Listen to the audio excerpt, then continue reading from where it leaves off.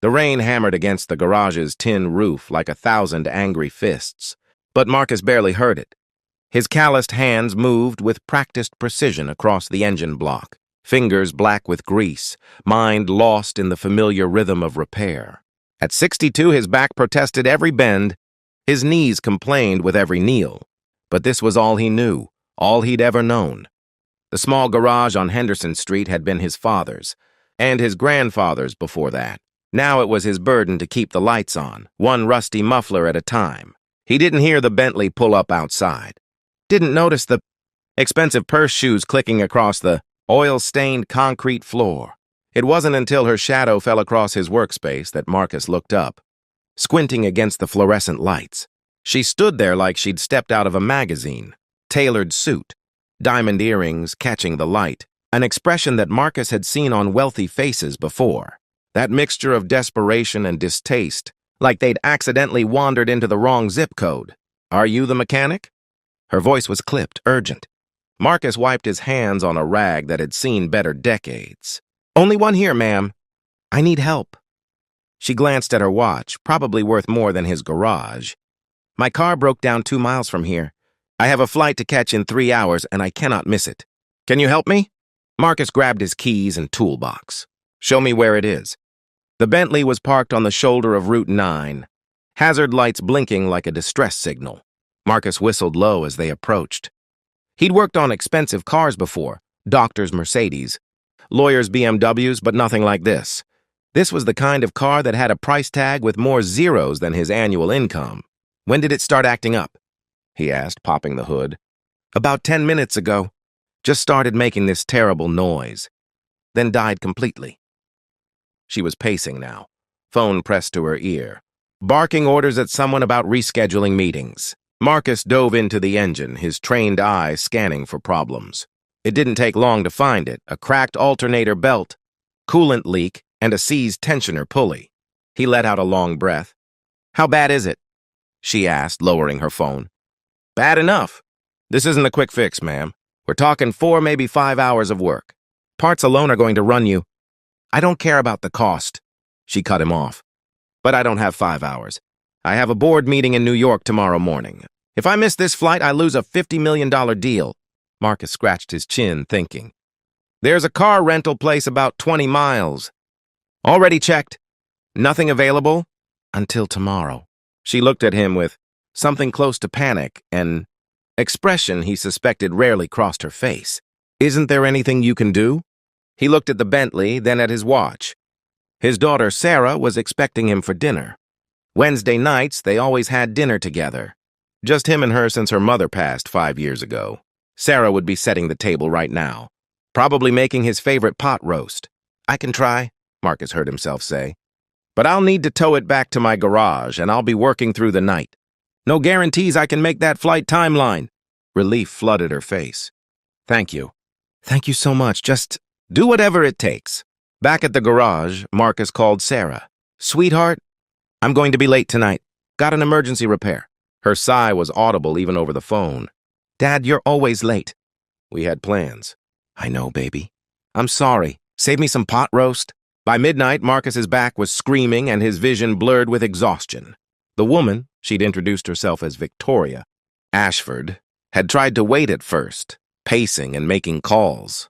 But eventually, she'd fallen asleep on the battered couch in his office. Her expensive suit rumpled, her guard finally down. Marcus worked in silence, replacing parts, bleeding lines, calibrating systems. This car was a masterpiece of engineering. And despite his exhaustion, he found himself appreciating the craftsmanship. His father had taught him to respect machines, to understand that every car had a story, a soul. At 4 a.m., he turned the key. The engine purred to life like a contented cat. Victoria jerked awake at the sound. "You fixed it?" "Good as new."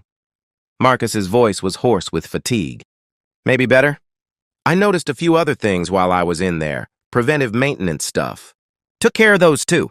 She stood, smoothing her suit. Transformation back into the polished businesswoman complete. "What do I owe you?" Marcus tallied it up, parts, labor, the emergency overnight rate. $4,800. She pulled out her checkbook without blinking, writing quickly. When she handed him the check, he noticed her hand was shaking slightly. "You saved my life tonight," she said quietly. "That deal, it's not just about money. It's about saving 200 jobs at a manufacturing plant my company owns. If I don't close this deal, we'll have to shut it down." Marcus nodded, understanding now why she'd been so desperate. Victoria walked to her car, then stopped. She turned back, studying him with an intensity that made Marcus uncomfortable. "How long have you had this garage?" "All my life, ma'am. It was my father's before me." "And business?" "How's business?" Marcus hesitated, pride warring with honesty. "Slow," he admitted. "People don't fix things anymore. They just buy new." Victoria was quiet for a long moment.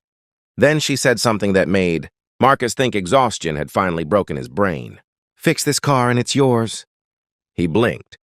"Ma'am, I'm serious. If you can restore this car, I mean really restore it, bring it back to showroom condition, it's yours. I'll sign over the title." Marcus laughed, assuming it was a joke. "Ma'am, that's a $200,000 car. 250, actually. And I mean it. I have 17 cars. I don't need this one." She pulled out a business card, writing something on the back. "This is my personal number. Think about it." She drove away as dawn painted the sky pink, leaving Marcus standing in his garage, holding a business card and wondering if he'd hallucinated the entire night. He thought about it for exactly one day. Then he called Victoria. "I can't accept your offer," he said. Silence on the other end. "Then why not?" "Because I know someone who needs it more than I do." Marcus took a deep breath. "There's a young woman in my neighborhood, Maria Gonzalez.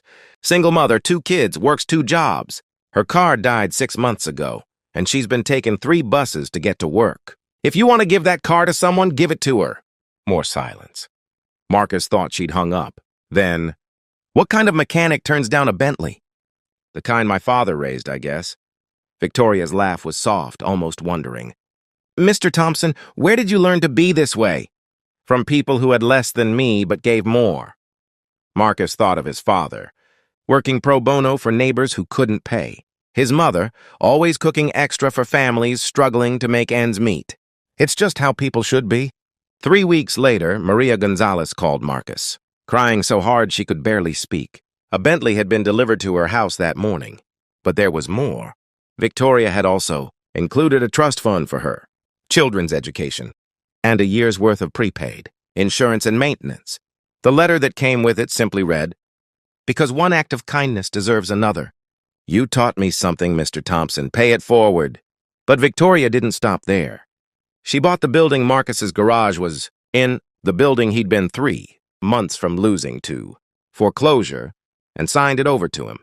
Free and clear. She also sent enough business his way to keep him booked solid for 2 years. When Marcus tried to thank her, she just smiled. "You gave away a fortune without blinking. I'm just a billionaire learning to be half as generous as a mechanic." On Wednesday night, Marcus made it to dinner at Sarah's house. As they sat together over pot roast, he told her the whole story. "So you gave away a Bentley," Sarah said, shaking her head in amazement. "Dad, you're crazy." Marcus smiled, thinking of Maria's tears of joy, of the weight lifted from his shoulders, of Victoria's words. "Maybe," he agreed, "but it's a good kind of crazy."